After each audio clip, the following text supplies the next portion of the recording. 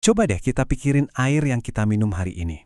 Air itu bisa jadi dulu pernah jadi bagian dari awan badai di atas samudra, atau mungkin pernah mengalir di sungai purba jutaan tahun yang lalu. Nah, hari ini kita bakal menelusuri perjalanan abadi air di planet kita, sebuah siklus tanpa henti yang menutang seluruh kehidupan. Yuk, kita mulai! Kita mulai dari pertanyaan yang simpel banget, tapi mungkin sering kita pikirin. Kalau habis hujan deras, terus genangan airnya besok udah kering. Sebenarnya kemana sih perginya semua air itu? Jawabannya, air itu nggak menghilang, tapi justru memulai sebuah petualangan luar biasa yang jadi penopang seluruh planet kita. Setiap perjalanan hebat itu pasti punya titik awal kan? Nah, untuk pahlawan kita kali ini, si tetes air, perjalanannya dimulai di berbagai tempat di seluruh permukaan bumi, di mana ia berkumpul dengan miliaran teman-temannya yang lain. Proses yang akan kita jelajahi ini, nama resminya adalah siklus air. Ini adalah sistem sirkulasi tanpa akhir yang menjaga planet kita tetap hidup dan, ya, nggak kehausan. Anggap aja ini kayak sistem daur ulang air raksasa dari alam. Oke, tahap pertama perjalanan ini namanya koleksi. Bayangin aja ini sebagai titik kumpul atau base camp raksasa. Jadi setelah air turun ke bumi, dia nggak langsung jalan lagi. Dia ngumpul dulu di berbagai wadah alami, nunggu giliran buat naik lagi ke langit. Jadi, di mana aja titik kumpul ini? Pemain utamanya tentu saja lautan. Bayangin lebih dari 96% air di bumi itu adanya di lautan. Gila kan? Tapi air juga ngumpul di danau, sungai, dan bahkan meresap jauh ke dalam tanah jadi air tanah. Semua ini adalah waduk raksasa yang jadi titik start siklus air. Oke, setelah airnya ngumpul, fase selanjutnya dari perjalanannya dimulai. Pendakian ke atas. Air itu nggak diam selamanya. Dia mulai perjalanannya naik, melawan gravitasi. Yuk, kita lihat gimana caranya. Nah, proses ini disebut evaporasi. Ini adalah momen lepas landas buat air dan semuanya ditenagai oleh mesin raksasa kita, yaitu matahari. Panas matahari ngasih energi yang dibutuhkan air buat berubah wujud dan mulai naik. Prosesnya sebenarnya simpel banget. Pas matahari bersinar, dia manasin permukaan air di lautan dan danau.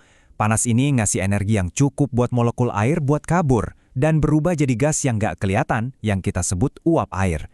Karena uap ini lebih ringan dari udara, dia secara alami mulai melayang naik ke atmosfer. Ini mungkin kedengarannya agak rumit ya, tapi sebenarnya kita lihat proses ini setiap hari. Coba deh pikirin pas kita jemur baju basah. Air di baju itu kan nggak benar-benar lenyap kan? Nah, panas matahari mengubahnya jadi uap yang terbang ke udara. Persis kayak gitu, tapi terjadi dalam skala yang masif di seluruh lautan dan danau di dunia. Jadi, uap air kita sekarang lagi ada tinggi di atmosfer. Terus, apa yang terjadi selanjutnya? Dia nggak cuma melayang di sana selamanya dong. Inilah saatnya untuk transformasi penting berikutnya. Fase ini namanya kondensasi, dan ini pada dasarnya kebalikannya evaporasi. Pernah lihat embun di gelas minuman dingin? Nah, itulah kondensasi dalam skala kecil. Saat uap air yang hangat naik dan ketemu udara yang lebih dingin di atmosfer, dia mendingin dan berubah lagi jadi tetesan air cair yang super kecil. Jadi gimana caranya awan terbentuk dari uap yang nggak kelihatan ini? Gini, saat uap air naik, dia mencapai ketinggian di mana atmosfer itu jauh lebih dingin. Udara dingin ini maksa si uap buat berubah lagi jadi tetesan air super kecil. Jutaan tetesan ini kemudian ngumpul bareng, saling nempel, dan membentuk formasi yang kita kenal sebagai awan. Dan hasilnya? Awan-awan indah yang kita lihat di langit setiap hari.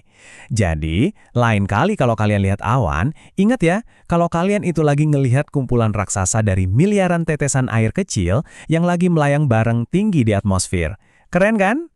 Tetesan air kita udah berhasil naik, berubah, dan ngumpul jadi awan. Sekarang, kita sampai di puncak perjalanan mereka. Saatnya untuk kembali ke rumah.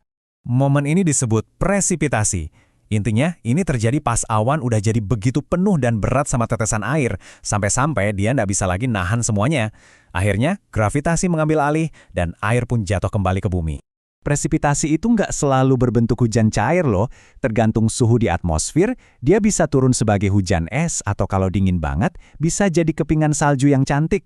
Semuanya sama-sama air yang kembali ke permukaan bumi. Dan dengan itu, perjalanan kita telah menyelesaikan satu putaran penuh. Air udah kembali ke permukaan, siap untuk memulai siklusnya sekali lagi. Ini adalah proses yang benar-benar nggak ada habisnya. Sebelum kita rangkum, ada satu fakta kunci yang mengikat semuanya. Lautan itu adalah mesin penggerak utama siklus air. Sebagai waduk air terbesar di planet kita, Lautan adalah sumber dari sebagian besar uap air yang naik ke atmosfer, yang pada akhirnya menjadi hujan untuk kita semua. Jadi, ayo kita rekap cepat seluruh prosesnya. Dimulai dengan koleksi di mana air ngumpul, diikuti oleh evaporasi saat air naik ke langit, kemudian kondensasi yang ngebentuk awan, dan akhirnya presipitasi saat air jatuh lagi ke bumi. Dan setelah itu, semuanya dimulai lagi dari awal. Terus kenapa sih semua ini penting banget?